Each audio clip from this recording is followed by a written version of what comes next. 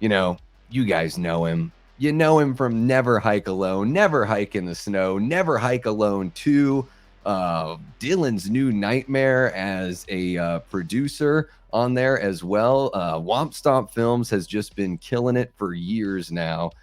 This is, a guy I've probably known about for, gosh, 6 or 7 years or so, and had the pleasure of meeting Vin about, let's see here, it was about a year ago, maybe a little bit longer. Bumped into him at Gathering of the Ghouls with Cecil from the Horror Show channel as they were, talking up Dylan's New Nightmare. And Cecil brought Vin in the interview. Originally, I was just going to interview Cecil, and then he's like, "Hey, Vin can jump on in," and I was like, "Oh my God!" The panic sweats really started setting in. But he was great. It was an awesome interview. A real pleasure to get to know him a little bit. I find folks that work not only just in the industry, but in the creative realm, it's just really fascinating. Really driven, passionate people. Vin is certainly that for sure. And yeah, guys, with no further hold up, let's go ahead and bring the man in, Vincent DiSanti. How you doing tonight, Vin? Doing well, Dave. How you doing? Doing all right. I'm just staying dry. Yeah, I'm sweating here. One less thing to sweat over though, Vin. Our Yankees pulled it off. They beat the Royals. Oh, they did? Oh, good. They did. So still one more, you still got to win one more, but at least we're not in elimination mode. I don't count anything out with the Yankees ever since the day that shall not be named. Yeah. It's pretty rough. Sometimes I think to myself, I'm like, is Aaron Boone, is he an issue? I don't know. We'll see. Got one of the best, rosters out there, but yeah, we'll see. But good news for both of us as Yankee fans. And yeah, how's everything been settling in there for you here this fall? Everything's moving right along. We got the Never Hike Alone Final Cut campaign going right now on Kickstarter, which is about 75% to its goal. It's going to end on October 31st. So that's been fun. We just made the jump back to Kickstarter, and which has been, we were on Indiegogo for a while. We moved over to Kickstarter, whereas we were actually originally funded Never Hike Alone. We wanted to give it a shot because we hadn't been back there in a while, and we wanted to do some more experimentation on there. And I've been having a lot of fun. I mean, being back on Kickstarter is really, really, it's been a refresher for me, just kind of getting back into the swing of things. But I do like the way it works. So from a crowdfunding standpoint, it's been like it's been a nice sort of like return to form in a certain way with some of the things I wanted to do that you couldn't do on Indiegogo, which has been fun. Other than that, just been, working on projects, been working on the Never Hike Alone 2 Blu-rays. We're getting very close on those. I've been working on all the special features this week. There's just like little things I got to add in. I ended up deciding to put in, there were people who backed us on Never Hike Alone 2 to help support Ghost in the Fog, which is an animated version of Never Hike Alone that we're trying to get done through the Final Cut. But we did do a storyboard version of it, which we showed on the Ghost Files last week on the Womp Stomp Films channel. So that's going to be included on the Blu-ray, but I wanted to include all of the backers that helped make that happen. There were about 100 people that backed that, specifically they got Ghost in the Fog credits through the previous campaign. So I've been putting that together. We're putting a table read that we did right before we started shooting that has like a different version of the script there, which is kind of cool. There's some like different lines. There's like different little pieces. It's us sitting around like reading it on Zoom. So I thought that fans might like that. And then I'm bringing in the we did an interview with the Merkins where Freddie interviewed Ghost Jason. For like one of the fundraising bits, and there was this great bit at the end with Tommy comes on and like crashes the stream, and then like Ghost Jason tries to go kill Freddy. It's like it was like one of my favorite moments of like going and leading up to Never Hike Alone 2. So I was like, I want to put this on too. So it's just been about collecting those things and putting it up there. I built all the menus this week, which has been really cool. So it's just nice to be making progress on it now that I've had the final version of the film with all the fixed credits, hoping to get that out to backers this fall. And then after that, we got work to do on the Final Cut, which, our editor, Mike Appy, will be working on that all through next year. Hopefully we can get Ghost in the Fog funded as well, and we can put that on the Final Cut Blu-ray disc. But while those things are in motion, because I've already written the outline for all that stuff, Mike knows what to do. I'll be watching, clips of it and stuff like that. I'll be watching reels and just kind of approving things. So we're moving on to some original projects, which we're really excited about. We have a project called Fragment, directed by Rob Varnkall. He's our online editor and color timer for Never Hike Alone 2, but he's a director himself. He wrote and directed this film. I was actually a first AD on it. We shot it, I want to say the summer before we finished raising the funds for Never Hike Alone. And Rob's been taking it on the festival circuit. He's got some really cool teasers coming out soon, so we'll be releasing those on the campaign. I have some original projects I'm going to be working with next year, some of my own, some other people that I'm collaborating with. So I'm just really excited to sort of, put Never Hike Alone to rest for a little bit, get it ready for I'm excited about all the other stuff, but I'm excited to start stepping into some original stuff too. Yeah, for sure. I mean, that's the next place where you can kind of flex everything you can do and be paid proper for it and all that kind of fun stuff, it does depend on what's going to go first. Like, we do have feature films. We want to do that. We want to go the investment route and get something into the theater, but there's also a lot of short films that I've written over the years that have sort of been sitting there collecting dust. So there's like animated stuff like Ghost Chicken. There's live action stuff like EMT. EFT. No, EMF. Oh my God. I actually did write an EMT short as well. There's all this stuff that we have, and there's sort of I've started to learn more ways that, with crowdfunding is one thing, but I've started to learn more about film grants and applying for those and getting those to increase your budget and sort of do that. So, I'm hoping next year to sort of combine some of the film ideas we have, put them on crowdfunding, maybe raise 10,000, maybe raise 15,000, and then add another 5,000 in grants and have these $20,000, $30,000 short films that we can bring to festivals. Some of them are kernels of, feature film ideas. Others are just shorts to be shorts, which are still fun to do. You can knock them out in a weekend, which would be really nice. But mostly just trying to think of opportunities to get the Womp Stomp film team back together and do what we do best and have a lot of fun on set and create some stuff that hopefully horror fans want to watch. Hell yeah. And speaking of like dusting stuff off, before we jumped in here, you had just found was it the original script of your first iteration of Never Hike Alone, and then even some storyboards? So I have this, I've had this thing ever since, from back in animation. I used to doodle all over it. And so I've been moving my stuff around, and when I remembered that in here, the original storyboards for Never Hike Alone were in here, which I did these with colored pencils. And it was a much different sort of idea, where the original character, before it was going to be Andrew Lady, it was going to be someone who's actually named Kyle Klein, who you may recognize from the credits of Never Hike Alone, because he's one of the producers. So we had that. I found the original script from the one that we never showed anybody when we did actually change it to Andrew, and then we sort of scrapped that version and started making the version of Never Hike Alone that everyone's seen. But I still have all the original stuff. I have the original shot list. I have all that stuff, and I don't know, it's just those things I like to carry around. Plus, it's I was in a big drawing phase at that time, so it's all my best artwork is from that era. I just don't draw that much anymore, which is kind of a bummer. But so I just try to keep everything, because I don't know, I like going back and looking at the artwork. It's kind of fun.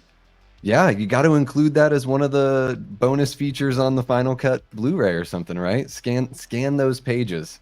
If I can, I don't know. I have a feeling the original version of Never Hike Alone was on a hard drive that died. And I don't know if it still exists. If it does, I'm not sure where it is, but I do know that there may be an editorial project somewhere with it in there. So I think my sort of spelunking mission is to get into all these hard drives and see if I can find the original version that I exported, which is just brutally bad, and just put that as a bonus feature on that final disc. We'll just try to put anything on there that we can. Yeah, that'll be great. What's happening? Cody Leach is hanging out in the chat. Oh my How you God. doing, Cody? Cody. Stop the presses, everyone. Cody Leach is hanging out. Hell yeah. Thank you for joining us, Cody. Really cool. So I keep on coming on here every time they announce quote unquote news about the Crystal Lake TV show. I hop on here and I'm just sort of it's one of those things I'm honest with my audience. It's I'm not going to review every movie. I'll review movies if I happen to be like passionate about it. I'm not going to cover every bit of horror news, but if I'm passionate about it or have something to say, I'll cover it. And the Friday the 13th thing just drives me a little bit nuts. And sometimes it's like, I need you to be my compass because you've got the experience from, the industry experience and then also the mega fan experience. And just, you're kind of in the know with everything.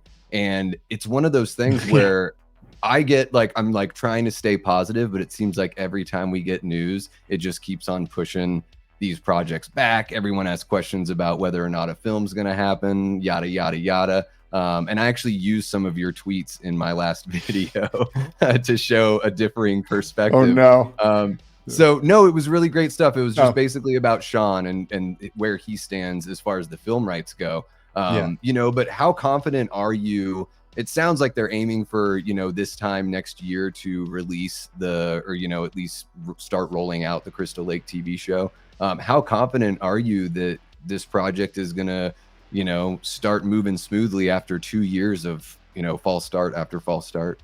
The longer I've thought about it, right now I'm really 50-50 on it, because when Peacock originally purchased the series, they purchased it from Brian Fuller. They were purchasing a Brian Fuller series with Brian Fuller bringing his name onto it, bringing that Hannibal bringing that Hannibal kind of crowd with him, that the expectations of what was going to happen.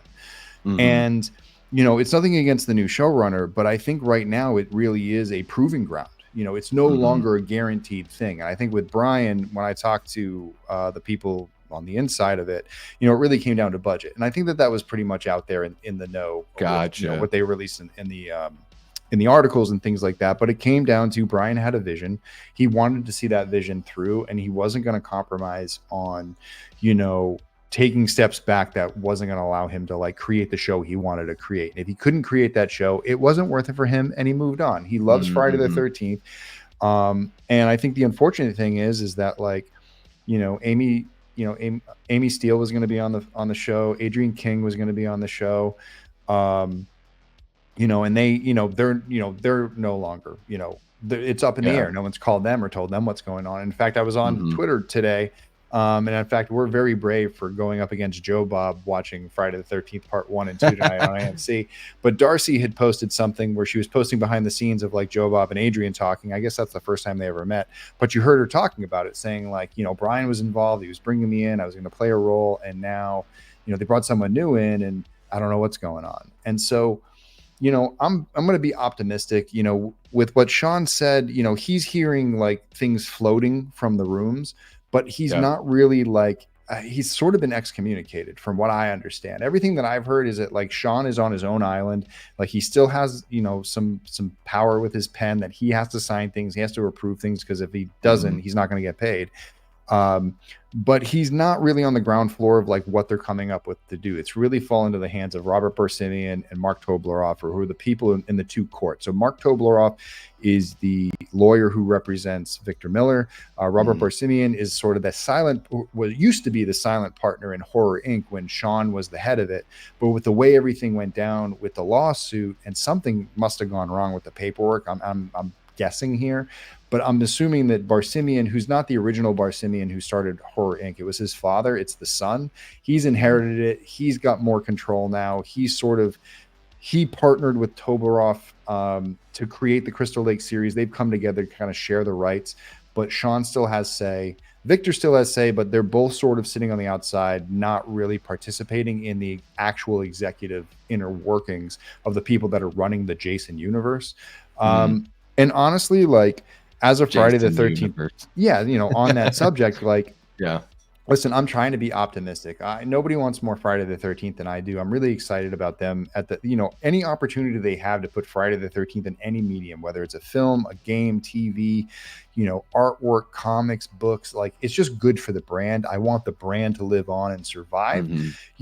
As a fan, just, watching what they're doing, I'm just not super impressed with anything I've seen so far. I've heard a lot of like promises and a lot of things that we thought we were going to get. Like they announced, they teased a game, But we haven't heard anything about that yet. You know, they teased the Hmm. TV show, it's got pushed back, and we really haven't heard firm details. And really, what I was trying to get across to people is like, until you hear it from like the world of A24 or Peacock, you can't Yeah. trust anything you hear. Like, even what I'm saying, like, I may have, you know, information that's just not right. I'm just saying, like, if it's not from A24 or Peacock, it's not true.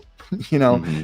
you just got to kind of go it that way. And the unfortunate thing is this is a continuation of the type of treatment for Friday the 13th that created Never Hike Alone in the first place. Because I was here in 2017 waiting for another movie to come out, and they had Yeah. just canceled the third one by the time we were halfway through Never Hike Alone. So, you know, I can understand that fans are just super frustrated, but I also think they're very jaded and cynical now, because you see Hmm. just a lot of them say, you know, when I read comments about Crystal Lake, I see a lot of like, oh, I don't even want a TV show. Who cares about Pamela? Just give me a movie with Jason in it. And it's like, Sure. you know, I think that like that's a very narrow-minded view for what Friday the 13th is. I think the TV series, it allows you to kind of dive into some questions that fans have had for 40, you know, for the 40 years that the franchise has been in existence. Yeah. And I think that's fine. I don't think that interferes with them doing movies. I think what interferes with them doing movies is the rights issues. They would have a movie out in development and going out right now if there weren't still rights issues with everybody having to agree. The fact that New Line actually owns the title Friday the 13th.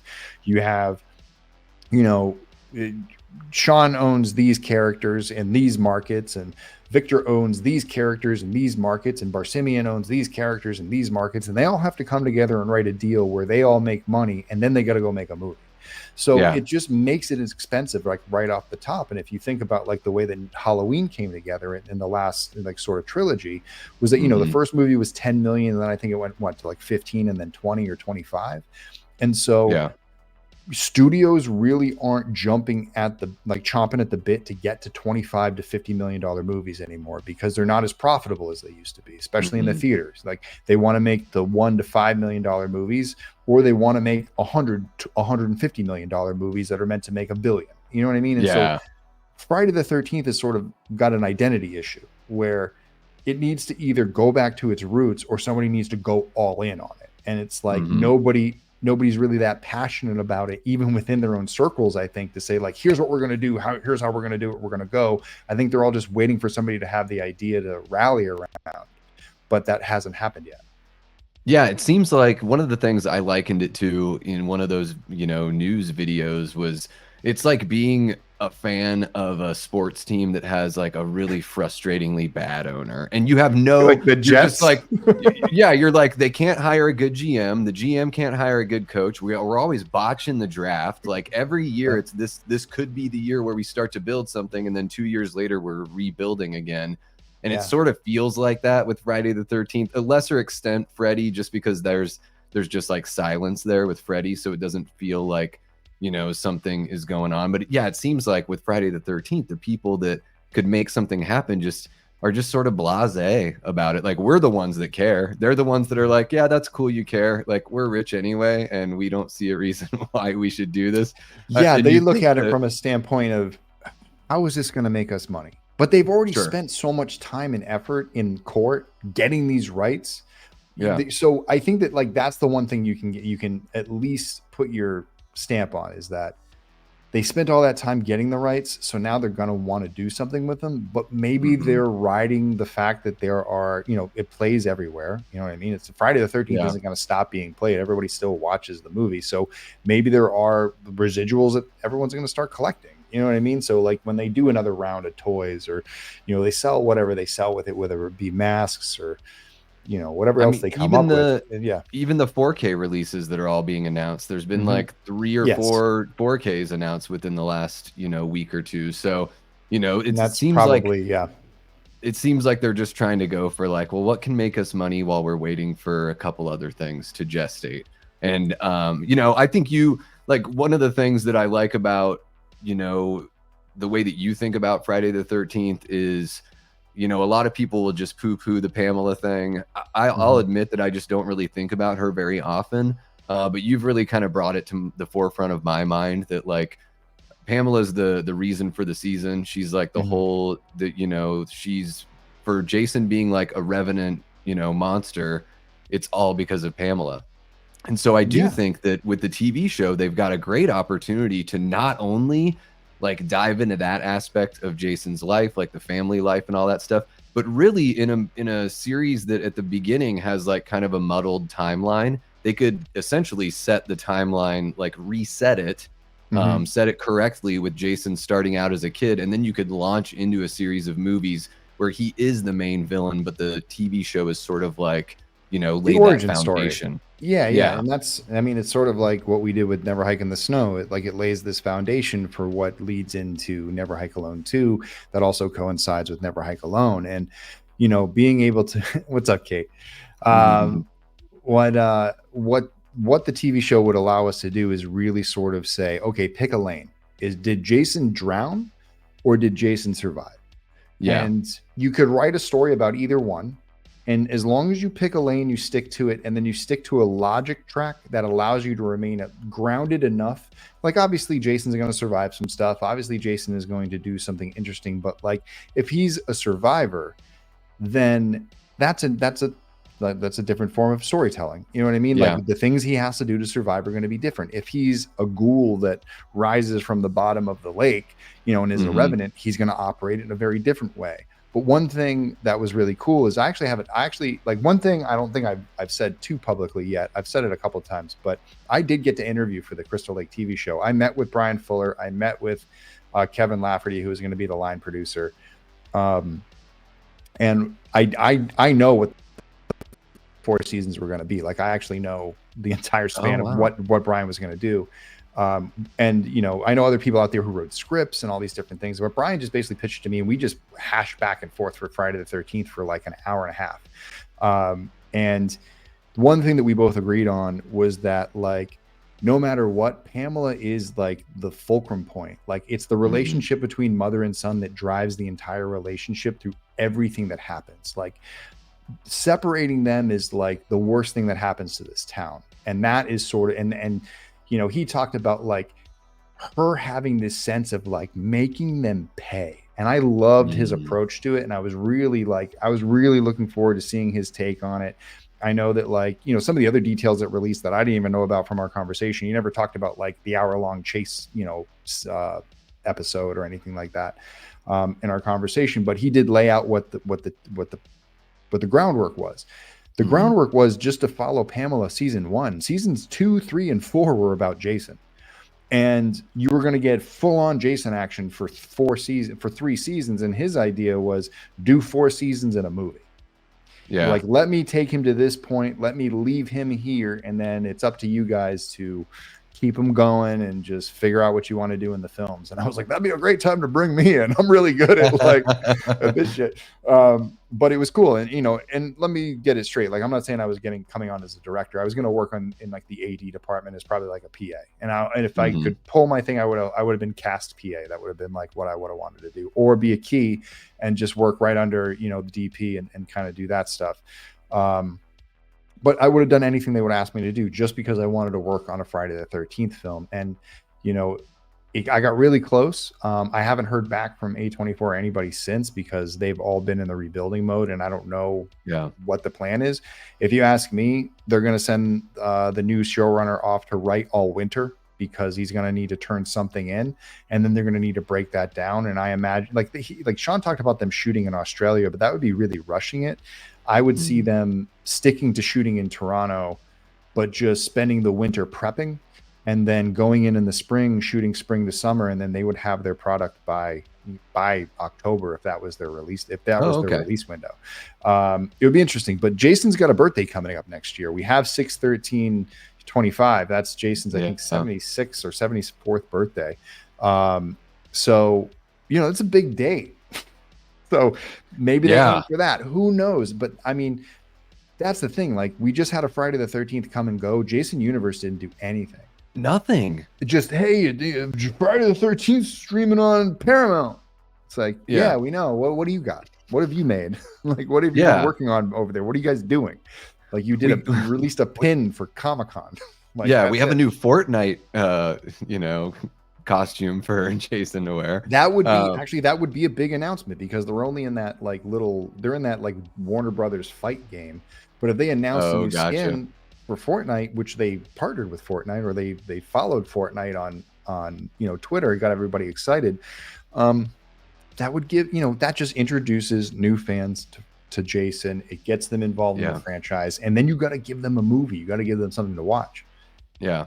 Yeah, I was disappointed that even after, like, with the last Friday the 13th in September, I was like, man, they could have at least put out like some sort of like poster or something. Like if you already know what this guy's idea is, like they really could have been like, no, hey, I doubt they. I mean, I would guarantee that all that stuff is still in progress. I don't know, like if they haven't announced casting, if they haven't announced any of that stuff yet, I mean, they're in really early stages and nothing's ready to be seen. Nothing will be ready to be seen until next year.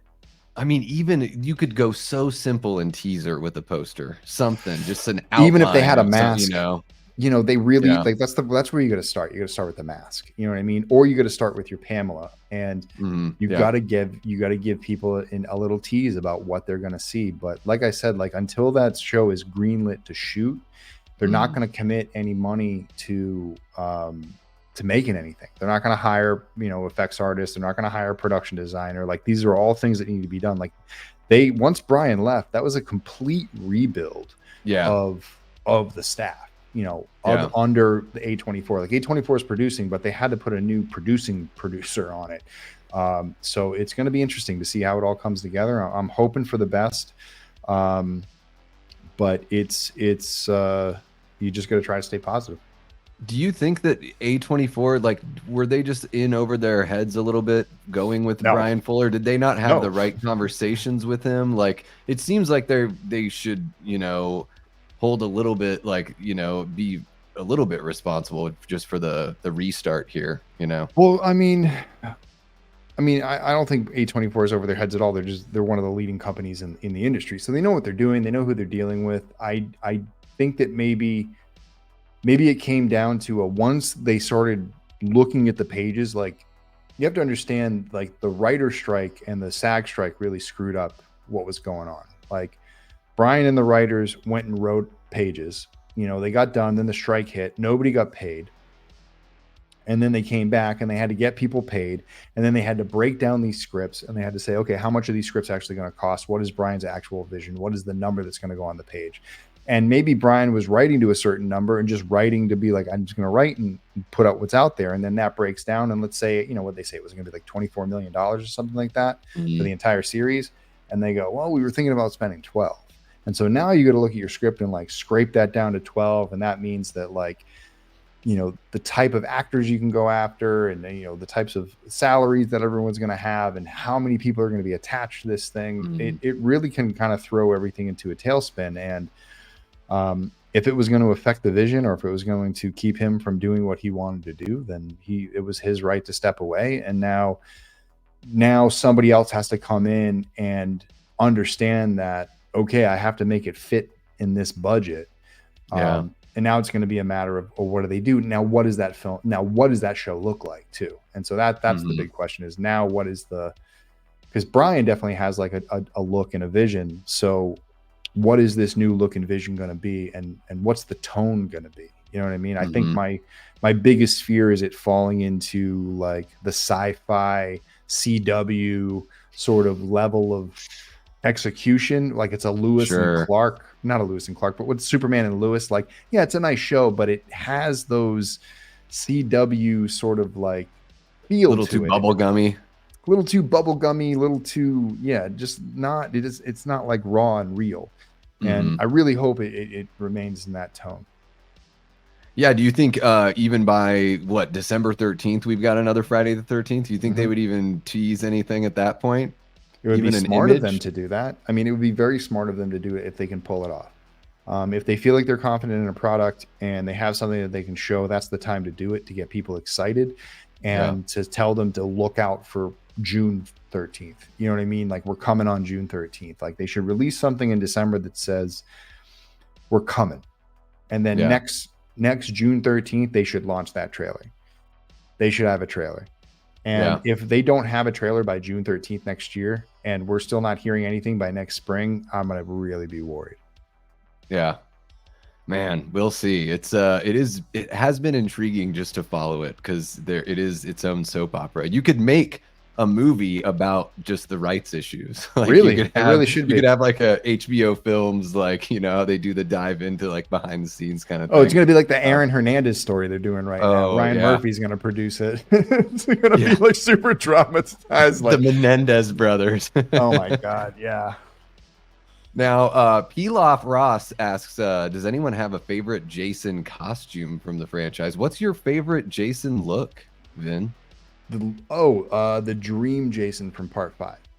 I feel like that is the Mm, perfect Jason. Like, it's a perfect culmination of like Ted White post like the final scene, and then it's mhm, just him in that moment. But like him standing, like when Tom Morga is standing under the tree outside Tommy's window with that double-bladed axe, or when he's standing in mhm. the mirror behind him, those two shots I think are some of the coolest shots of Jason I've ever seen. And the costume is perfect.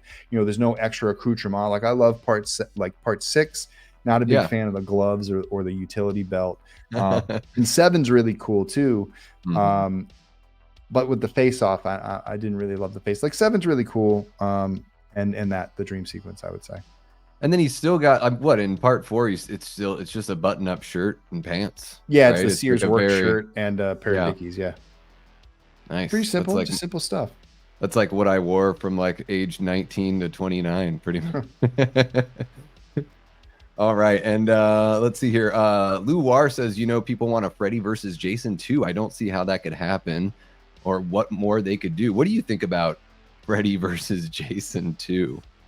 I mean, there's definitely a continuation there. You have Freddy winking at the end of the movie. Hmm. And the combination of Freddy manipulating Jason is it's a great story tool. And I think that can be used to do many different things. Like Freddy could try to do this again. He could try to motivate him in a different way. Hmm. And that could come back. There's also the idea that we've been kicking around about like the Dylan's New Nightmare Freddy versus the Ghost Yeah. Jason, and putting it in that world. Because I think we've already established and confirmed that, in the world of Dylan's New Nightmare, uh, Ghost Jason is real. Hmm.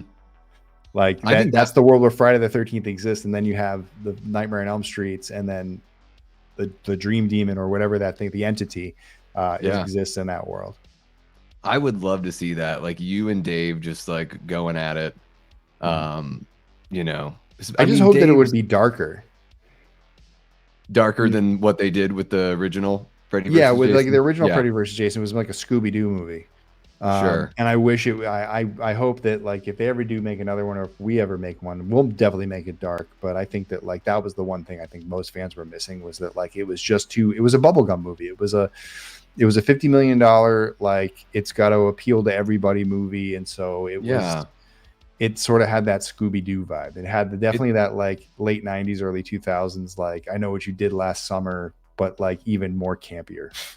Yeah, I mean, Ronnie Yu, he also did Bride of Chucky, and it Hmm. definitely, those two movies feel very akin to one another. Hmm. There's a lot of blue light. It's a very slick looking movie, heavy emphasis on like modern pop music and like rock music and this as the soundtrack. Hmm. And characters that are like ultimately pretty forgettable, unfortunately. I Yeah, think they're very Monica, cliche. Yeah. yeah, like Monica Keena in Freddy versus Jason, she's totally gorgeous and all that, but the performances leave a little something, I think, in that movie to be desired. Yeah, they got Kelly Rowland in the movie, so there's like a stunt Yeah. cast, and it's like, oh my god, like Even like I'll say this, like even Ken Kurtzinger, like I didn't need Jason to be like so 8 feet tall. monstrously Yeah. bigger than Freddy. Like I wouldn't have minded if they were relatively comparable, just because Jason's so brutal. So if you had kept Mhm. Kane or just brought in somebody that was just sort of in between, there's something about Jason's look in that movie that doesn't really do it for me, unfortunately. No, I'm not a big fan. I call it the hobo look. He looks like a big hobo. Mm, He's like the mhm, jacket's really big. In fact, I mean, that's sort of like one of the things that led me to doing Ghost Jason, was like I was always like, it's not a bad look, the jacket and the sweater underneath. I was like, you just need to mhm, like take the bulk down. Like there's too mhm. much shit there. Same thing with 2009. There was just too much stuff. It was like, you know, part four, that part 3, 4, 5 look of Jason. It was simple. It was Mhm. elegant. It was, you know, it wasn't over the top. It was just enough. And the focus was the hockey mask. Like your focus was always looking at the face. You didn't really worry about what was on the body. And so when we were doing Ghost Jason, it was like, I want to do the jacket because the jacket does add a little bit of bulk. Like it makes it look a Mhm. little bit bigger. And I'm kind of a slender guy. Um, so we had that, but it was like, if you just had it look like the work shirt, which was an M65 jacket with gutted, so it didn't have any lining and it wasn't thick, it sat on my body like a work shirt, but it had all the Mhm. fun stuff where, like, you know, when I turn and fight and when Brian would be in costume and he'd be doing stuff, like, you know, the jacket would whip out and kind of give you movement and look flowy. And it did all those Yeah. nice things, but it was also contoured to the body. So Jason always had a silhouette. And I think that's one of the problems I have with Freddy versus Jason in 2009 is that Jason's costume is so big, his silhouette becomes a blur, like a big blob. Mm. Like he's just one big blob with a head, you know, versus like Yeah. a man's body with that mask really being prominent and sticking out. And that was sort of the Mhm. goal, to like refine that look for something that I thought was a little bit more effective. Yeah, it's like the Matt Groening school of thought where every character should be recognizable just within silhouette. You know, it's Yes, a good kind of exactly. rule of thumb that he sort of has for the projects that, you know, he put together. Mhm. And it's something that, like, when I heard it, I was like, wow, that never would have occurred to me, but that's a brilliant idea of like why these characters stand out to me so much. Mhm. And yeah, I mean, I am an '09 defender. I don't love every single thing about it. But the things that work for me, I do think that, you know, it has a lot of those Friday the 13th elements. Like, Mhm.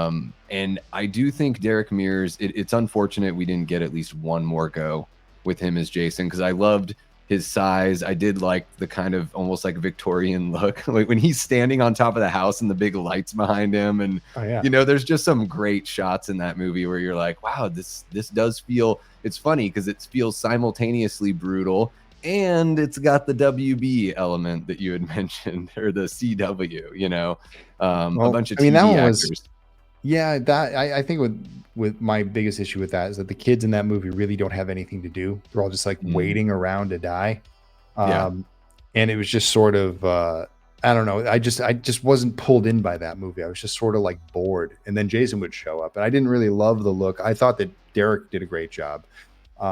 I just thought that they were like, I was like, Derek already has the natural size. Why are you bulking him up even more? But Mm, it's a Michael Bay movie, so they're gonna go over the top. Like, look what sure. they did with Ninja Turtles. You know what I mean? It's like Oh my the gosh, they're designs massive. were so over the top and like I call it over stylized and over designed. And you Mhm, know, going back to your point about Matt Groening, is that like that's where I actually learned that technique, not from Matt, but just I spent all that time in animation.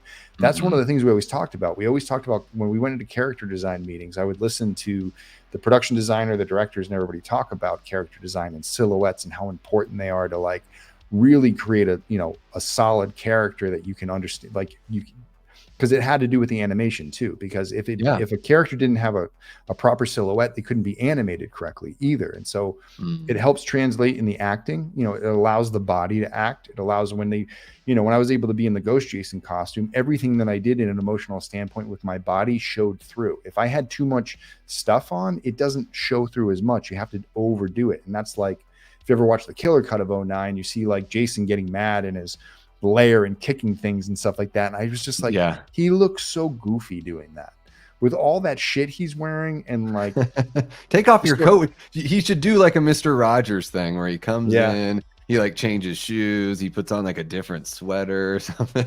he just gets nice and Um, comfy I in the I tunnels.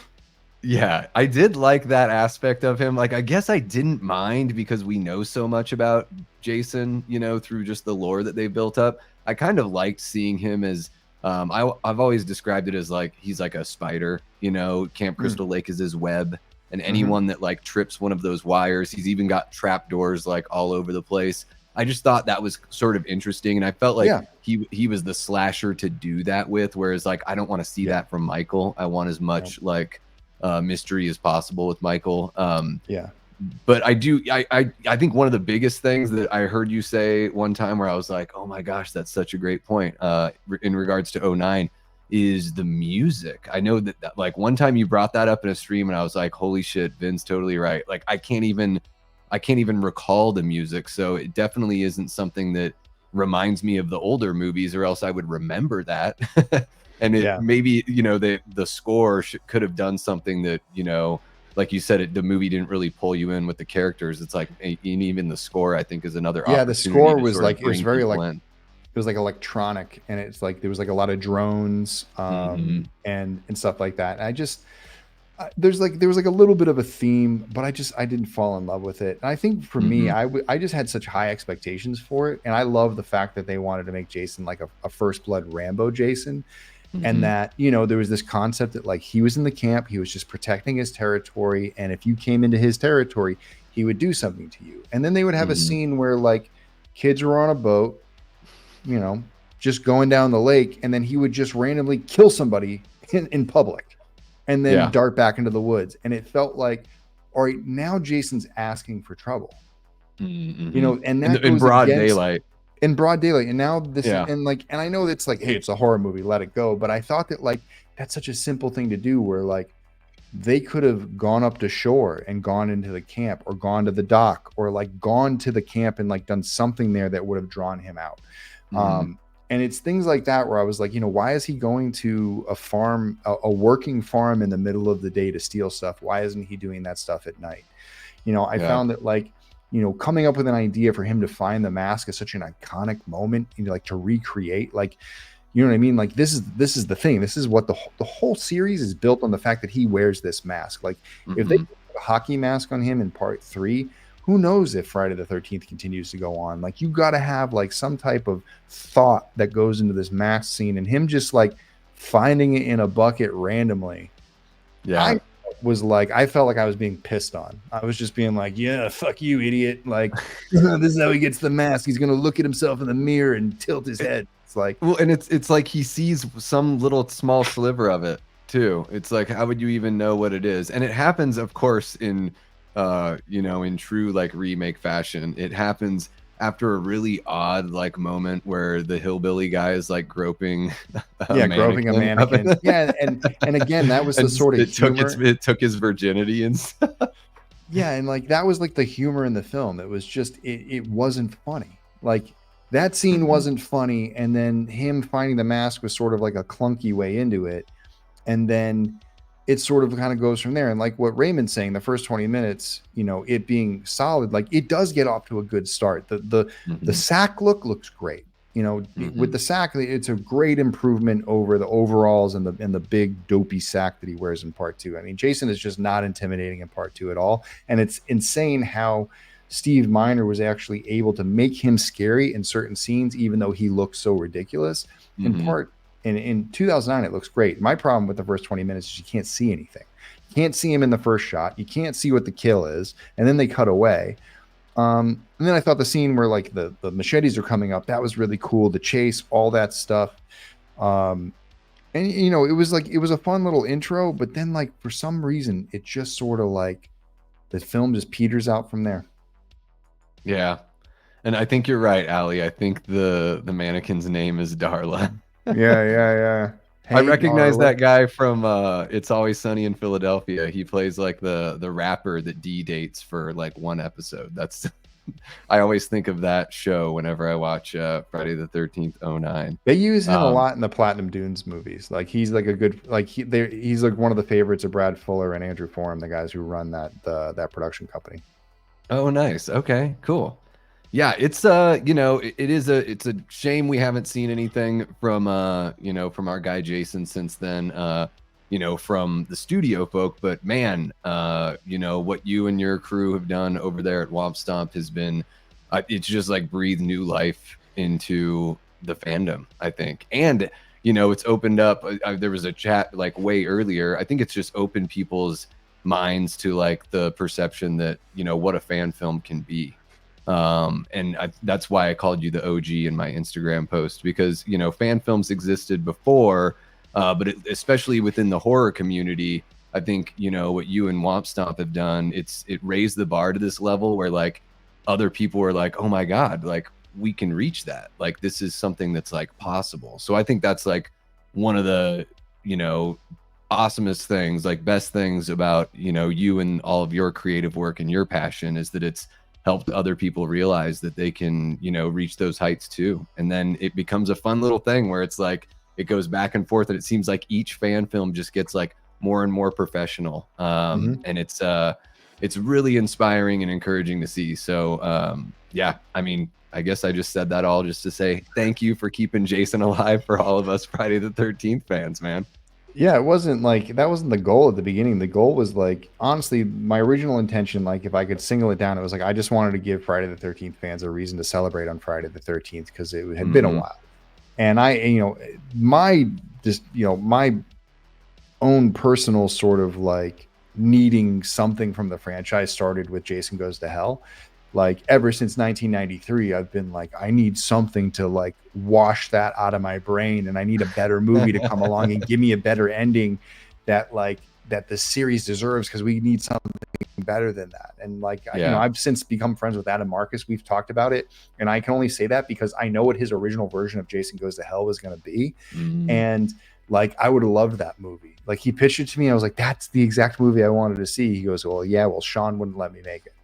And I made what I could. I was a 20-something-year-old kid, and, I went for it. And, it is what it is. And, I love what I did and all of that stuff. And, so I respect him like hell, because I mean, he just had this opportunity to go and make it, and he did the best he could. And on its own, it's its own movie. But as a fan, I was like, okay, but I do really need to get that ending though. And I never really felt like anything I got from the studios was really kind of satisfying. And then they were canceling projects left and right. And, I just wanted to make something. I just wanted to make something cool. I wanted to, build my own repertoire as a director and a creator and all that type of stuff. But I think it was really cool. Like the whole experience of making the film and then watching it kind of go viral, and it hit all the trades. And then, there were a couple people that were also doing it around the same time I was. Never Hike Alone was just the first one out of the box, but it set a high standard. Like we set a high standard for ourselves. Like everyone on that crew sort of said, like, this is what we're shooting for as far as like look, as far as a cinematic film. So we had a very good DP, Christopher Thellis, who was like, I'm going to make this thing look like a feature film. And he did. And, with the help of JD Martz, who was the co-DP, who helped with a lot of the GoPro and drone and action camera stuff. And I said, okay, that's great. Well, what I'm going to do is I'm going to bring story to it. Like, we're going to make this a good story. Like, it's going to be an interesting trip with this character, and we're just going to make it engaging. And, we were lucky enough. I was lucky enough to be friends with Andrew. He was the perfect host for the film. And so I think what happened was it exceeded a lot of people's expectations because it brought in found footage. It didn't have a lot of it had no body count. And, it's a one-on-one film. So it's not like multiple people running around. It's not your typical Friday the 13th film. But what I wanted to show was that, like, Friday the 13th isn't the formula. Friday the 13th is Jason. Friday the 13th is the character. So put the character in situations, and you can put him in other movies. Like, Never Hike Alone is the same sort of formulaic film as you would see for 127 Hours of The Martian. I just took that concept and rewrote it in a way that was built for Friday the 13th, and how it would be for someone who was documenting with a camera to go out and interact with Jason, and how that would play out. What happened after that, with people, the other filmmakers who were making stuff at the time have said this to me since then, so I don't mind saying it. But they were like, yeah, as soon as that came out, like everything we were thinking about doing, we just threw in the trash and knew that we had to start over again, because you set this bar that all of a sudden, like, we had to try and meet that. And so what was cool is you had a lot of people who were making films already who were like, okay, I'm going to try even harder now, because if I want people to notice me, I have to be as good as that. And I think a lot of other people saw that and said, that looks like a lot of fun. I'm going to do it too. And you watched I think that there was The Man in the Lake. There was Jason Returns from Hell, or Jason in Hell, something like that. There's a few decent fan films between 2003 and 2011 that came out that were like shot on DV cameras that don't look cinematic at all. What most people think of when they think of a fan film. And that's no slight to those filmmakers, because those are the only tools that they had at the time, because cinematic cameras were hundreds of thousands of dollars and out of their reach. They had cool stories, they had cool things, but they didn't have the production value that you could get. In 2017, we had the cameras that had the production value. We were just the first ones to sort of put that formula together. And then a lot of people were able to take their own DSLRs, and they all, there's cinematographers from all over the country and world that sort of have enough friends and enough equipment to go build their own projects. And so you had things of all different levels, but what you had, which I really think is the most special thing, was you had a community participating within its own franchise. They weren't waiting for the studios to create something for them. We were participating and doing it all ourselves. And I think that that's really the special sort of outcome of all of this, is that for 5 or 6 years, well, 8 years really, between 2016 to now, fan films took over Friday the 13th. Friday the 13th had nothing to offer fans, albeit that the video game, which was also fan created. Gun Media was a bunch of fans who were lucky enough to hook up with Sean and get that game out, and we're lucky to get it for as long as we did. And it's unfortunate it still doesn't exist as it did, but if you look at that, I mean, really 2016 to 2025, when they go back to rewrite Crystal Lake Memories, that should be called the fan era. The era where the fans took over and they contributed to the franchise. And hopefully whatever comes next is something that is done with the same amount of passion, because no matter whether a fan film is like a Never Hike Alone, where it feels cinematic, you could watch this thing on YouTube and feel like you could watch it on Netflix, that's great. If it's something that like really is kind of like run and gun and like only has so much to it, like I've seen a couple like that have been brilliant. Like there was one from South Africa that didn't have the greatest production value, but it had a great story and it had great scenes and it had good camera work, and it was engaging, and I was brought into it. And so I think that like you see the passion kind of come out of it. You see the passion come out in these projects and people just getting together. One of the cool things about it, I think, was it's like, we got to work with Tom Matthews. He was a special surprise in Never Hike Alone 1. And then, all of a sudden, other alumni saw what Tom did. And they were like, oh. And other people saw that we worked with Tom, and they were like, oh, so they reached out to their favorite Friday the 13th alumni, and they started working with them. And so you have alumni participating with fans, making their own projects. And what other franchise is doing that? Like, and I feel like that's one thing. And I would say if I had anything to complain about, like it's considerably overlooked how crazy and how big the fan films got for Friday the 13th, and how much of a social impact that they've had across the board. How many different films have been launched in the last 8 years? I mean, there's got to be 100. And to go from 3 or 4 films that were on YouTube to hundreds of Friday the 13th films, that's kind of a special little thing. And I think that like, I don't want to take all the credit for it, because I'm sure there were plenty of people out there who already had ideas for Friday the 13th fan films or were maybe thinking about doing it. But I think Never Hike Alone for a lot of people was like that spark that was like, I got to do it now, because that's how I felt. I was like, I got to do it now or never, and go. And then that opportunity turned into an opportunity to work with Tom Matthews, Vinny Guastafaro, Larry Zerner, Doug Tate, and all these other alumni who came in and helped us out. Like Adam Marcus does voices on the film as well. Ron Sloan, being able to go do 13 Fanboy, all of those things stemmed from this crazy idea to go make a fan film and make it good enough where people would actually want to watch it. And I think that that's opened up the door for a lot of different filmmakers and creators to see what we've done and take that as some type of influence, or, I'm trying to think of the word. I have the ADHD. So, when you think of the word, it doesn't get there. I say influence. I'm the same way. Inspired? I mean? Inspired. That's what I want. Yeah. Like, and so they're inspired to do it. And I've heard, people say that to me too. And like down the road, what we did with, Dylan's New Nightmare, Cecil was inspired to, he wrote this script. He was really passionate about it. We met through Never Hike Alone. Cecil was one of the first people who sort of looked at Never Hike Alone and went, prove it. He was like, I'm not convinced. I think he watched the first trailer. He's like, I'm not quite convinced. I need to see more. And then he saw more and he loved it. And we became friends, hanging out down at, I think, a Mad Monster one year. Went back to his house, smoked a bowl with him, and just kind of chilled. And a couple years later, he came up to me. He's like, I got this idea. I wrote this script, and he pitched me Dylan's New Nightmare. And I was like, that's a great idea. If you can get Miko used, and that was his idea, was to go get Miko to come back and do it. And so I got to play this nice role as a producer in this standpoint of like, now people knew what Never Hike Alone was. It had this Mhm. established credibility. So for me to go with Cecil and talk to Miko and say, hey, we're going to do it at this level, that gives Miko the confidence to work with Cecil. And then me giving me the chance to work with Cecil to be like, I'm going to open the door to the resources that I have. We're going to build the teams like of the same people that I used to build Never Hike Alone. Bring in your own people, whoever you want to bring. But anytime we need to fill a gap, we got a whole roster of people that can do the job. And Mhm. so we get to bring in Nora Hewitt. Nora did an Yeah. amazing job on Never Hike in the Snow. And then she gets to do one of her favorite things that she's ever done, which is design a Freddy. And then we get the guy who designed the Smile Monster, Mikey Rotella, Mikey Rotella. to go and sculpt our Jason. And it's just sort of this.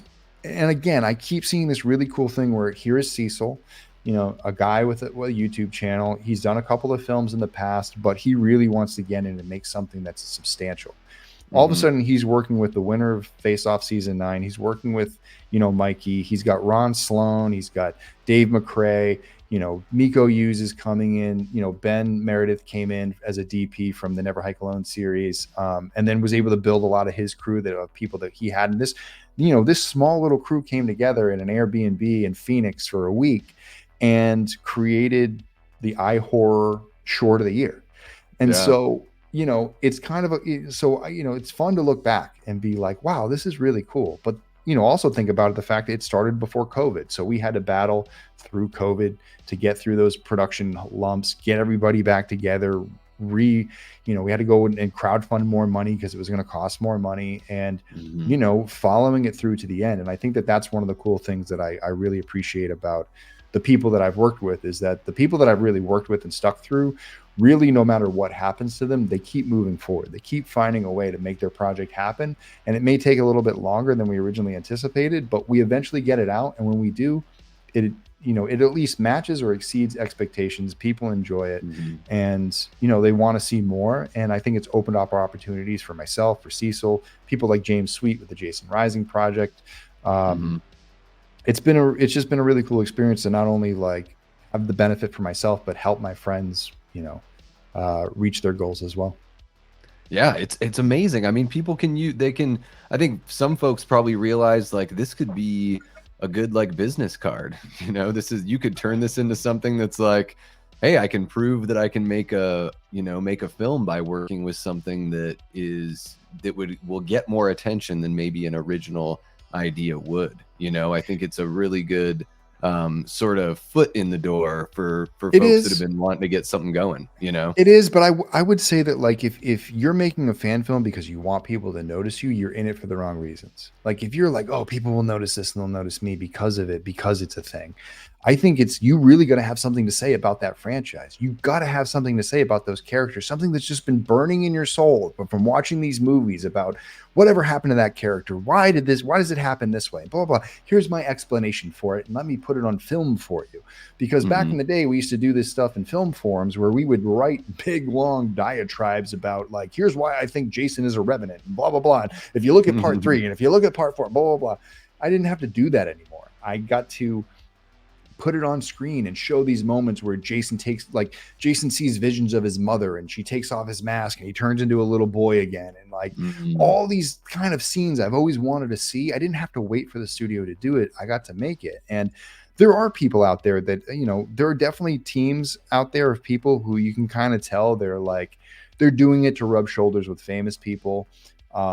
The work is going into how famous they can make themselves look versus how good they can make their film.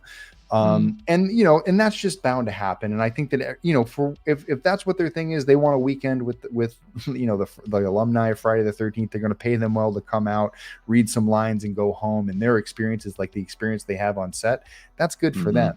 them. When I work with people, I'm looking for people who have a story to tell, and I'm looking for people who are like, yeah, you know what? This is like, I can see it the way that Never Hike Alone was bubbling out of me. I can see it bubbling out of you. Just let me show you how to take all of this creativity and turn it into something. And, let me save you some time. really, is Yeah. what I like to do for people. Is like, let's not waste time. Let's get you what you need. Here's what you need. Call this person, get this lined up, get this paperwork filled out, go contact this person, get this locked down, build the schedule, get the budget. Here's the budget. Here's how we do it.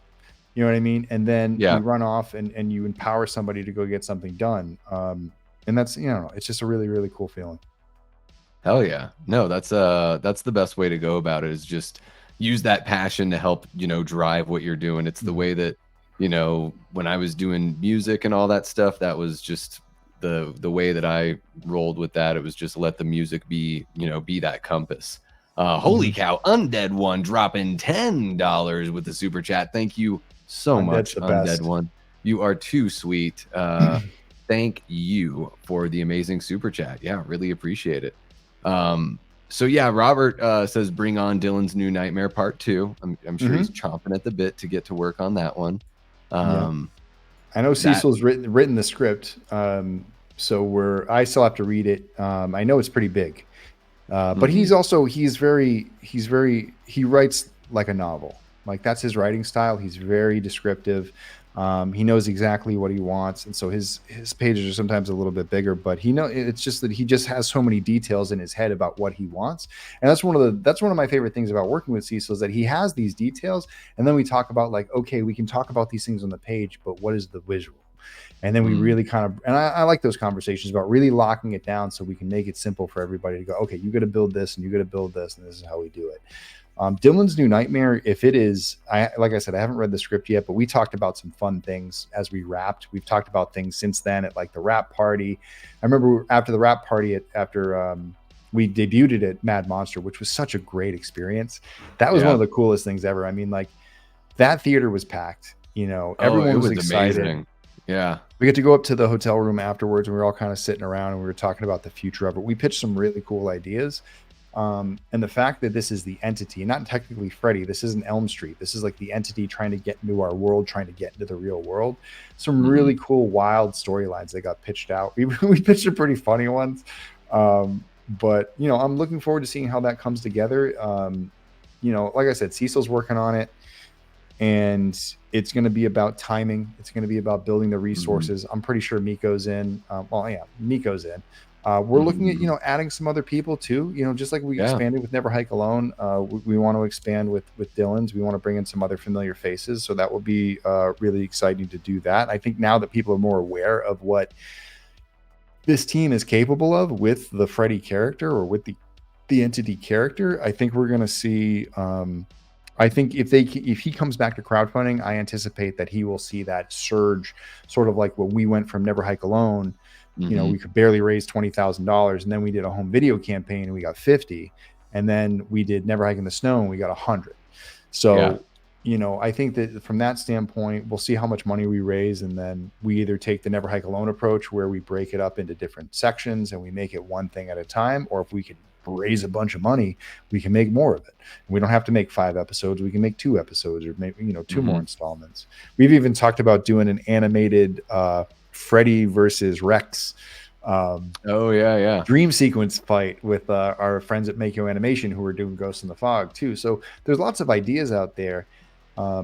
It's just a matter of, with original ideas and other things that we're working on, it's like fan films are fun, but there's no money in it. And I love when people get so pissed off when we raise all this money and, like, do all this stuff. It's like, there's no money in it. It's not like we're walking around and, like, driving Ferraris to the Dylan's New Nightmare set. Like, we're literally scraping every dollar that we have to make sure it's going into the movie.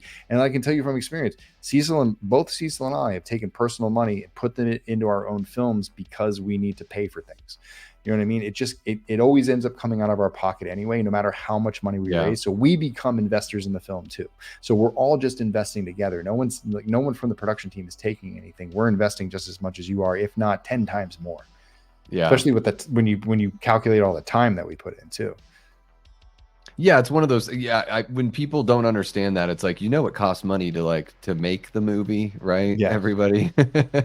Yeah, like even the food bills are expensive. You know what I mean? Like, to feed people, to rent things, to build stuff. Yeah, professional equipment. You're hiring professionals. Like, it is. It's called a fan film because the folks making it don't own the intellectual property, but these are professional productions. Yeah, man, Cecil. It's like every time I hang out with Cecil, he's got like a few more brand new ideas. He's just an idea machine. He's like, oh yeah, and then I've got this graphic novel that I'm working on that's this thing. I've got this Superman thing I'm working on that's this thing, and I'm just like, oh my God, Cecil, just to be that sort of idea man, it's got to be pretty wild. And then yeah, I mean, what right now he's probably, I think he's got a couple different versions of the Dylan's New Nightmare script going, just depending on which way it all goes. So yeah, I'm hoping for the best on that, because much like Jason, Freddy is just so dormant after that. That remake just really didn't. I mean, say what you want about the 2009 Friday the 13th, but what the heck happened with that A Nightmare on Elm Street remake? Yeah, Nightmare on Elm Street really got really puts things into perspective. It makes me want to watch Rob Zombie's Halloween. Oh my God. Which I'm not a fan of at all. But yeah, speaking of Halloween, like during the spooky season, do you have any, I know you're a really busy guy and all that stuff. Do you have any sort of like silly traditions, or just like, anything that's like nostalgic from your childhood, particular to this time of year, that stands out when you like, I don't know if you do this, but if you ever like reflect on spooky season and just letting yourself enjoy some of it? I mean, I try to get out to a haunt or two. You know what I mean? Like, I'm a big fan of haunts. What I miss is I miss like AMC Fear Fest. Like, I miss having normal TV and just turning it on, and whatever movie was on, just kind of watching it. And like, that was sort of what I would do through. I was like, oh, good horror movies are going to be on all week. Literally, I go on Netflix and I go on Hulu and I go on everything now, and I flip through and I'm like, there is nothing here I want to watch. Like, with that said, I did get to watch Apartment 7A. I thought that was pretty decent. I'm going to probably go see The Substance tomorrow. What else did I watch? I finally sat down and watched Trap, which I thought was very silly. I just sort of like kind of cycle through and do different movies. I try to find something I've never seen before. I think that's one thing. I think every Halloween, I think that I either try to find something I've never heard of or seen before, or something that I've heard of for years and it sort of has been on the to watch list.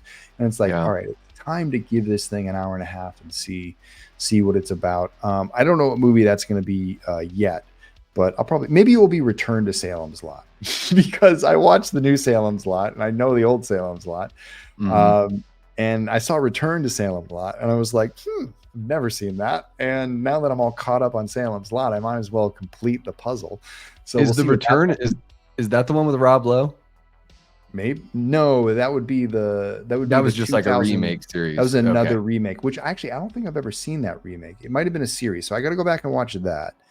But I did talk to someone on the crew for Salem's Lot, because I was reaching out to them to say, hey, congratulations on the film finally releasing. And I heard about the other ending. So the other ending had them going back to the house. Like, basically was it like they find Barlow, they burn him, and then he escapes, and he gets back to the house, and then they have to take out everybody, at the drive-in, and then they have to go back and face, Barlow. Him and the kids got to go back and face Barlow at the house, and there was a whole fight sequence at the house. I may have seen some footage of what they did, and it was really rad. And I heard, basically, like, I think it got released, but there was like a 3-hour cut that Gary turned in. Gary Doberman, who is the director. He was the guy who wrote It, Chapter 2. And so he was the writer-director of Salem's Lot. And apparently, like, the reason why the film jumps around so much is they literally cut out giant sequences of character development and all these different things that really brought it together. But anyway, it was interesting. It was an interesting watch, because I think from a horror film standpoint, it's like, okay, new horror movie. It's a remake of Salem's Lot. What are they going to do? How close to the book are they going to stick? Are they going to, more do like the movie style? And then there was the production side of it, of like knowing that this was a troubled production, that they had to go do reshoots. They shot it out here in I think they shot part of it in Massachusetts, or they shot it in New Hampshire or Maine or something like that. And knowing the production troubles, knowing they reshot it, knowing that it was sitting on a shelf, and knowing that, it's just been dormant for 2-3 years. It's sort of interesting to see like, oh, how does this project get handled and where's it go? Yeah. I'm always interested in that stuff like that, like the behind the scenes, like how did this film get made, and how long did it take to make, and what were the obstacles in the way. So it's an interesting story. And it looked like with that one, there was like a chance that maybe it wasn't going to see the light of day. Yeah, it was going to get the old Coyote versus Acme treatment. Yeah, which is just Batgirl. To me is so bizarre. Exactly. That's just so bizarre. Hopefully they do release that 3-hour cut, because that's kind of what I've heard. Just some of the criticism is that it seems like things are missing, which is a damn shame, because especially if you release it digitally to streaming platforms, just include both, right? Something like that. Just give honestly, give people the option. They see what, like, you can talk crap about the Snyderverse all you want, but like when Zack Snyder got to release Justice League, I thought that was one of the coolest things I've ever seen. Yeah, like you got to watch a movie and then you got to watch it again, and it was like almost completely different. Oh my god, it's like worlds different. It's crazy. And I was just so amazed by like how different it was. I was like, oh my god, like he really did have a completely different vision. Yeah, this is crazy. A different, the story, the tone, like almost everything about it just seems so, like, watching that the ending. The ending was so epic. It was so much better. Diving into all the, like, I'm a big character guy. Like, I love having the characters drive the story and having character arcs for, everyone that you can. And it felt like that's what really, to me, made it so much more of an engrossing experience. Like, yeah, it's really long and everything, but you're getting like some really meaty chunks there for each character that just made it so much more satisfying. Whereas the Joss Whedon version, it's like every time I watch something of Joss's that's a film, I'm just sort of like, I just think, dude, you do really great television. I just don't know if you do great film. Like, I love Buffy, and when you direct a Buffy episode, man, those episodes look so good. But then I watch something, even going back and watching like one of the Avengers movies, I'm like, this looks kind of flat. Like, I just, I'm sort of a snob when it comes to that, I suppose. But yeah, it's they should just start calling director's cuts the Snyder cut. That should just be, it should just like replace the phrase. Should just be release the Snyder cut of Salem's Lot. I mean, they really should. I mean, I think that like a lot of people would love to watch that. Look at how many cuts of Blade Runner are there? You know what I mean? Like, oh yeah. Well, cinephiles will watch it, and especially when streaming, they don't have to purchase it, they don't have to do anything. It's already there and it's ready for them to watch. Netflix just did that with Zack Snyder's other thing, Rebel Moon, which I could like as Justice League. I was like, wow, this is great. I love the way that this all came together. When I watched Rebel Moon, I was like, I turned both of them on. Like, I never watched the second half of either one, and I didn't make it through halfway through the first one. I was just like, and I don't turn movies off. Like, I'm going to tell you, like, it's really, you really got to miss the mark for me to like turn a movie off. Yeah. I love a lot of his movies too. Yeah. I hadn't checked those out either, just because they seem so incredibly long that I'm like, it's just so much time to invest on something that I don't really know. And also, maybe the trailers with the slow motion and the matching it up with a pop song or like a rock song, I was like, oh, so Zack Snyder's doing this again. Like, okay. But yeah, I mean, that alternate sort of Star Wars kind of, it does seem like at this point we need something to sort of replace Star Wars, because Star Wars isn't even like Star Wars anymore. It just seems to be like whatever they decide they want it to be, instead of like trying to talk about sticking with the lore and everything like that. And and being character driven or story driven, it seems more of like, well, what's the point that we want to make with this show? That's what we'll start with, is like, what do we want to teach the audience, what's and then the we'll message? Go from there. It's like, save the galaxy. Who do we need to attack, and what victim group in our world needs to be elevated through this TV show? And it's like, okay, sure, go ahead and try that again. But yeah, it's so you grew up out there in Massachusetts, right? So you experienced, I would imagine, fall out there, Halloween. It's just got to be an amazing time of year. Was it so cold though that you had to wear like a jacket over your costume or long johns or anything like that?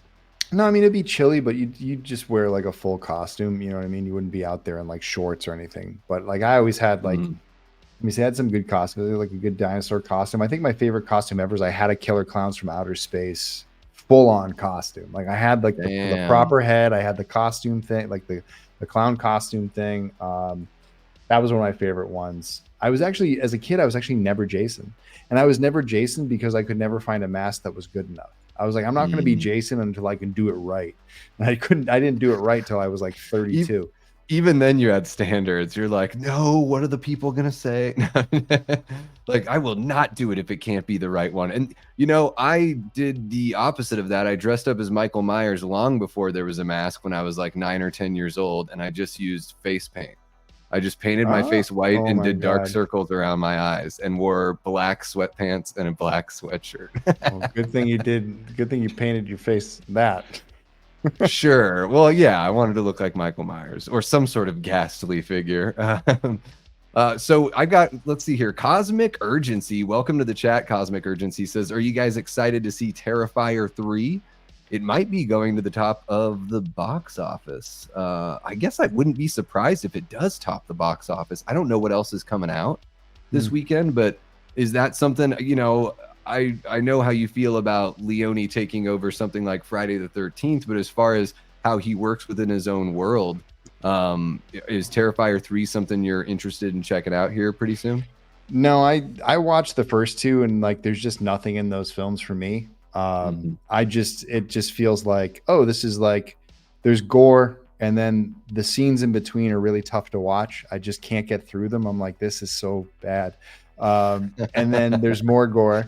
And then it's sort of like at Yeah. some point I'm just like, I'm not entertained anymore. I'm just kind of Mhm. the movie, like I remember I watched the first Terrifier and I was like, okay. I was like, oh, you're gonna see this kill in it. And I was like, man, when is this kill coming? And then she splits the girl in half, and I was like, that looks Yeah. like a fake mannequin. And then you go to the next movie and it's sort of like more of the same. And I was like, that all looks like really, really fake effects. Oh, cool. And the clown is dancing around and putting on stupid glasses. I was like, this is good. Okay. Have what you will. And then like I had no problem with it. It was like I get it. I mean, people who love like hardcore grindhousey sort of like that B movie like feel like that's like a whole staple of horror cinema. And it Yeah. was like when people were like, this guy should make Friday the 13th, I was like, please no. I was like, that is Yeah. a step in the opposite direction of like where we are trying to push Friday the 13th, which is it could actually be better than it used to be.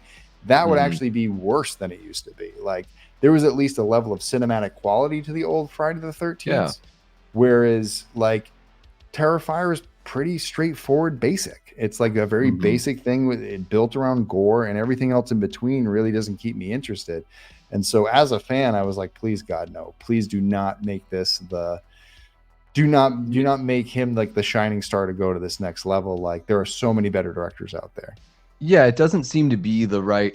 To me, it doesn't even seem to be the right thing for his style. Like, yeah, I just feel like the two pieces should sort of mix, unless he wants to do something that's drastically different than what he's done in Terrifier 3. I think like him doing something like Evil Dead would be a bit more Yeah. appropriate. Although I'd love to see Demian Rugna who did Terrified and When Evil Lurks. Like, I'd love to see him do an Evil Dead film, because When Evil Lurks sort of feels like a more Yeah. grounded No, I think approach you let to that guy Evil just Dead, keep doing his own thing. He has his own Sure. world that he's building, Yeah. and it's light years ahead of what anybody else is doing. And then that's what I'm thinking. Mhm. Like, here's this guy who does When Evil Lurks, and that film is so good.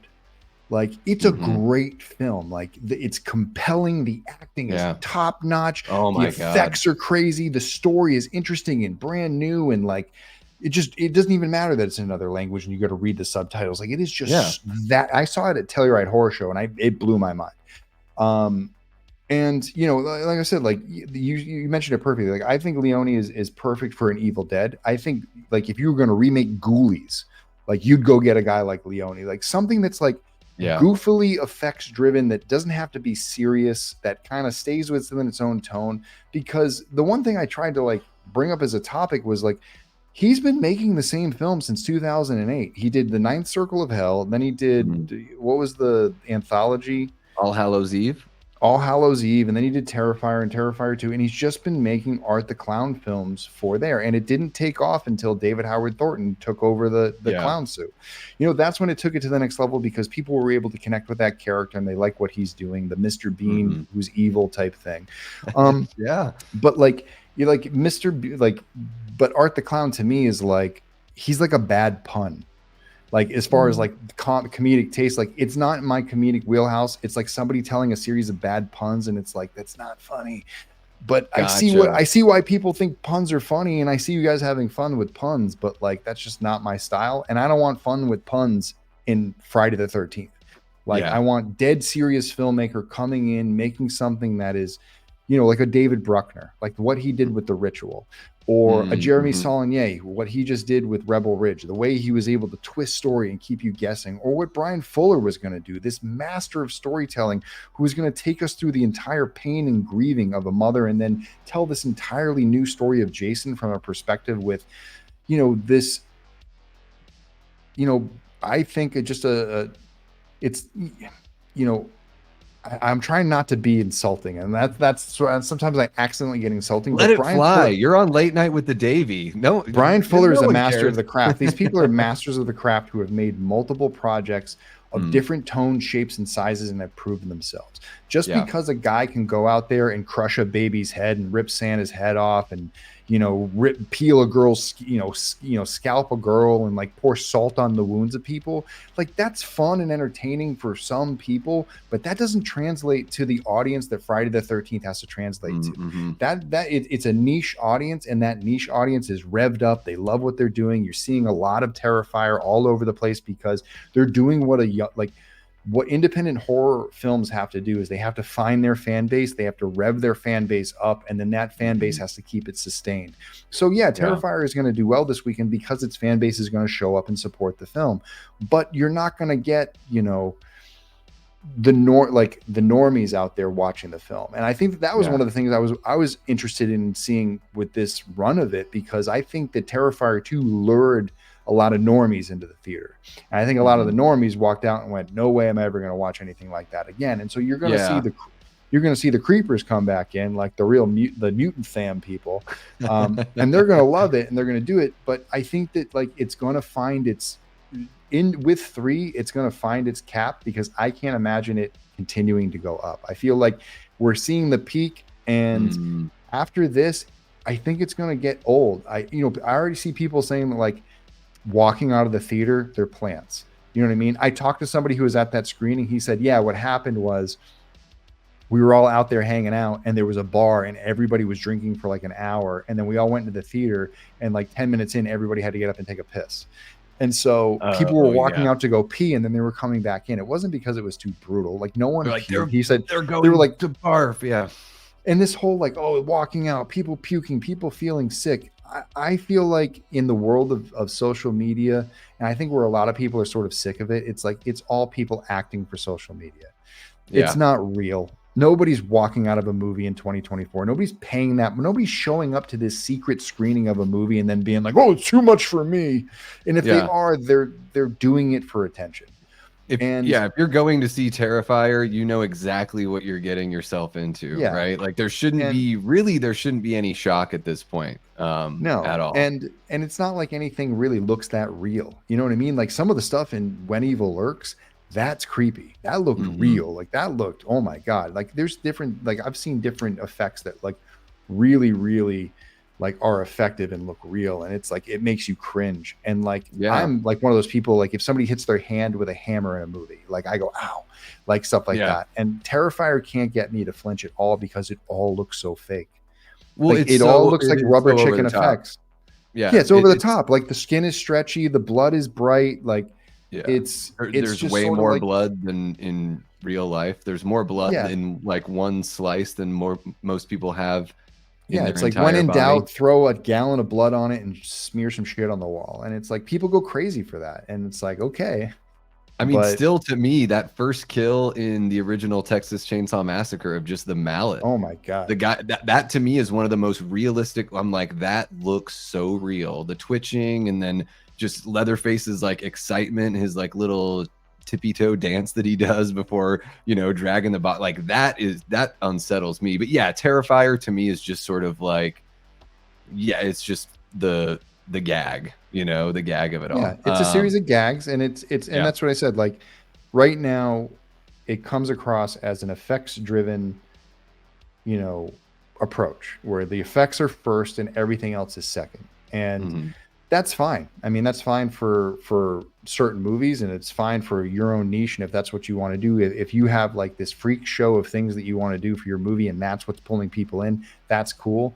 I don't want a Friday the 13th built around that. I want a Friday the 13th built around somebody who understands the lore of Friday the 13th, knows how to properly put together the pieces of, is Jason a revenant? Okay, how do those pieces all work?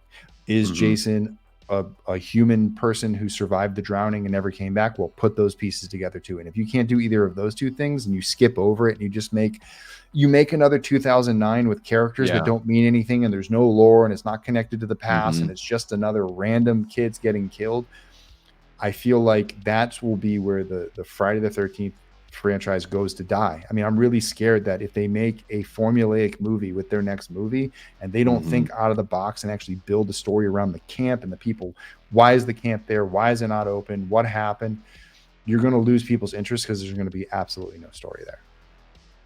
Yeah, it's kind of like what is it?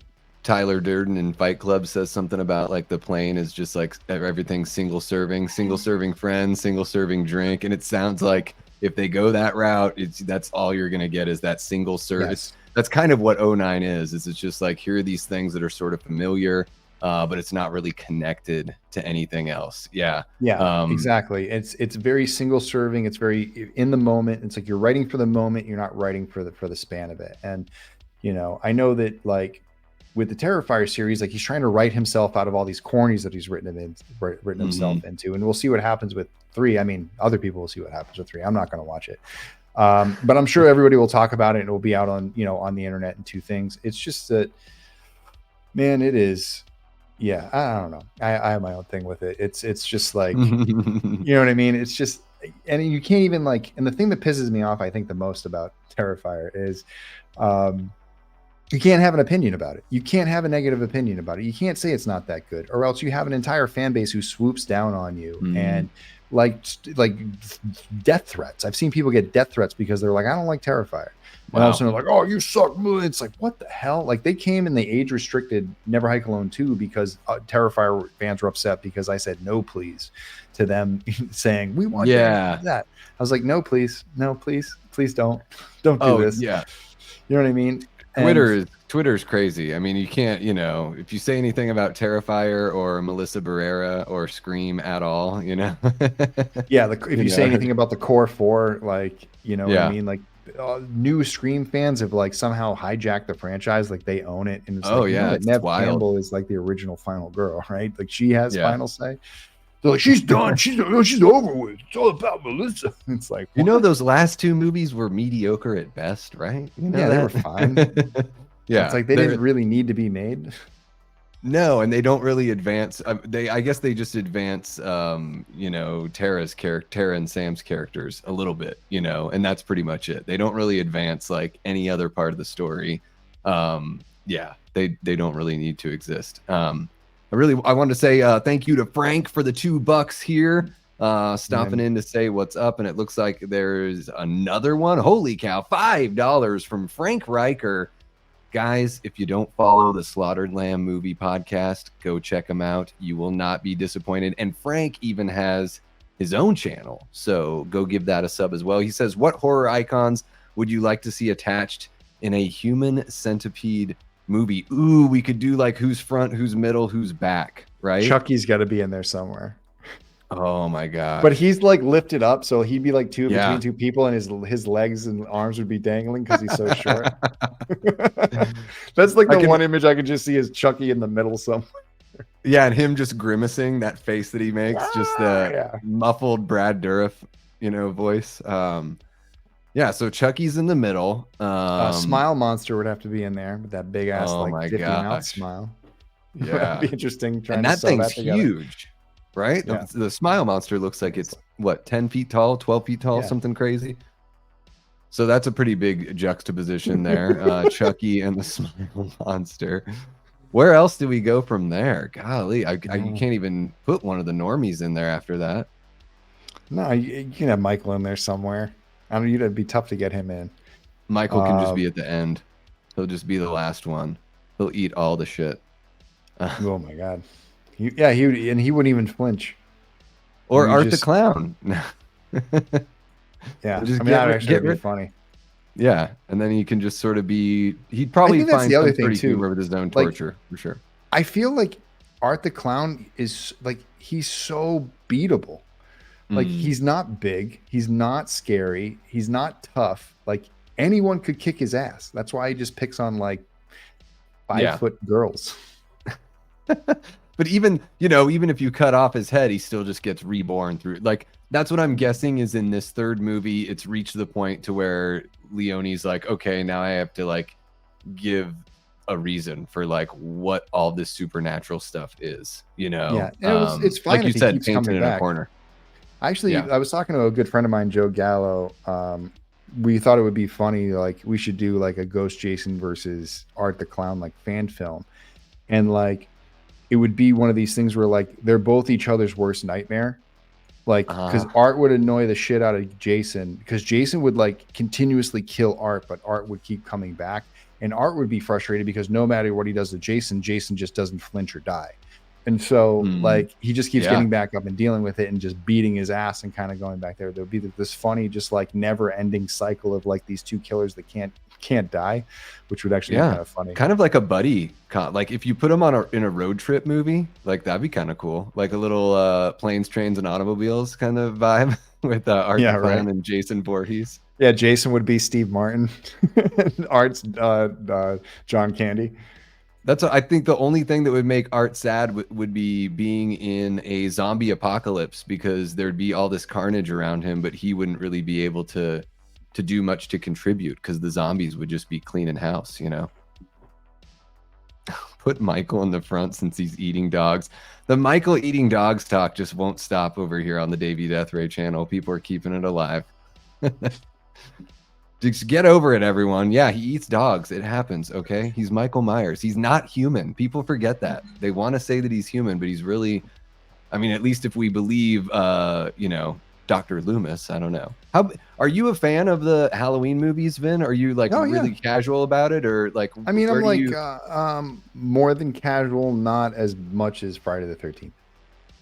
Yeah, that makes sense. Everyone's got to have their tippy top, right? Like, I am a Halloween guy, but holy crap, we celebrate Friday the 13th like year round here in the house. There's always an excuse to put one of those movies on. And of course, Kate and I had our first date on a Friday the 13th and got married on a Friday the 13th as well. Awesome. So, and our Wi-Fi is Camp Crystal Lake. There you go. So, yeah, we're definitely nerds for it as well. Cool. Well, shit, man. We've been talking for about an hour and a half. I know it's late out there. I really appreciate the midnight hour. Oh yeah, we're approaching. Raymond's birthday is coming up in about 13 minutes, I think, if I'm right. Raymond, let me know if you're still hanging out there in the chat. Yeah, guys, I wanted to remind you, in the links in the description below, you can find the Womp Stomp Films socials and the YouTube page. There's a link in there as well to support Never Hike Alone, the final cut on Kickstarter. And of course, go to Womp Stomp Films, check out the Never Hike Alone films. You're going to be, I think I saw Liana in here earlier. She's really up on everything, but she was like, how the heck did I even miss this stuff? So guys, if you haven't seen, the Never Hike Alone series, get ready to have your minds blown, especially if you're a fan of Jason Voorhees. And what do you have immediately coming up here? I know we kind of touched on, what's going on in general, but is there anything sort of coming to a head for you here within, when you mentioned Fragment, when does that release? And then what folks have till the end of the month, right, for the Kickstarter, correct? Yeah, so right now we're doing the Never Hike Alone, the final cut, which will be the entire series cut into one film. We did something like that a few years ago called the Ghost Cut, which put Never Hike Alone and the Never Hike in the Snow and Disappear together. But we're doing something a little bit different, where it's less anthology and more of like a one fluid film. So we're working on that now. Out of that is something called Ghost in the Fog, which is a 7-minute animated Friday the 13th short film with Jason Voorhees. You know, 3 kids walk into the forest in the middle of a fog, get lost, end up at Camp Crystal Lake, run into Jason Voorhees, and then get killed brutally in animation. We're doing that with Mako Animation, based out of Mexico. We're trying to use that as our stretch goal in the Kickstarter. Our main goal is $50,000, which we're very close right now. We're just about $12,000 away. The goal for Ghost in the Fog is $100,000 total. So we're hoping to hit our first goal, reach the end of the campaign, and then continue to raise money over the next few months. You know, maybe come up with new perks and things like that, so we can get it produced for next year on Jason's birthday. We want to release the final cut and Ghost in the Fog on June 13th, 2025. Fragment is currently on the festival circuit, so you may, if you keep an eye out for it, it's screening all over the country, different festivals.